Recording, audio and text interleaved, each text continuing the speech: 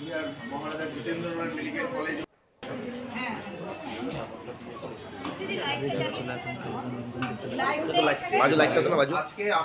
শনিবার যথাযথ মর্যাদায় কোচবিহারে পালিত হলো মহারাজা জিতেন্দ্র নারায়ণের জন্ম এবং প্রয়াণ দিবস।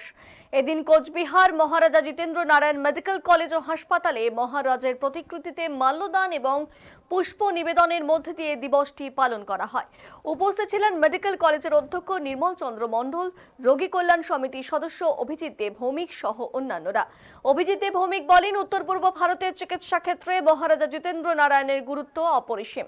শনিবার তার বিভিন্ন জনকল্যাণমূলক কাজ নিয়ে আলোচনা করা হয় বলে জানান তিনি। পাশাপাশি দিনভর একাধিক কর্মসূচিও রয়েছে।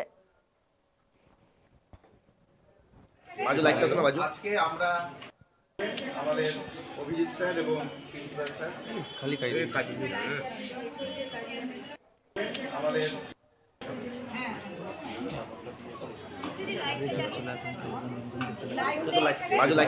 আজকে আমরা এমন দিনে সবাই মিলিত হয়েছি আমাদের কোচবিহার মহারাজা জিতেন্দ্রনাথ মেডিকেল কলেজ।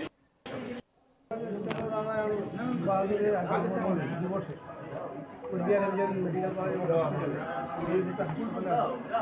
উপরে আমরা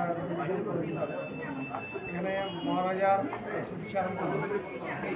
তারই প্রয়াসে উত্তর পূর্ব ভারতে চিকিৎসা শাস্ত্রে ও সাধারণ মানুষের, গরিব মানুষের চিকিৎসা পাওয়ার ক্ষেত্রে এই হাসপাতাল, পরবর্তীকালে মাননীয় মুখ্যমন্ত্রীর উদ্যোগে মেডিকেল কলেজ, তার ভূমিকা অনুসরণীয়।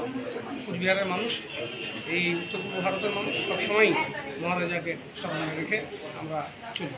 কলেজে কি কি কর্মসূচি? কলেজে তার স্মৃতিচারণ হবে, অবদান হবে, কিছু অনুষ্ঠান হবে। আমাদের অভিজিৎ স্যার এবং প্রিন্সিপাল স্যার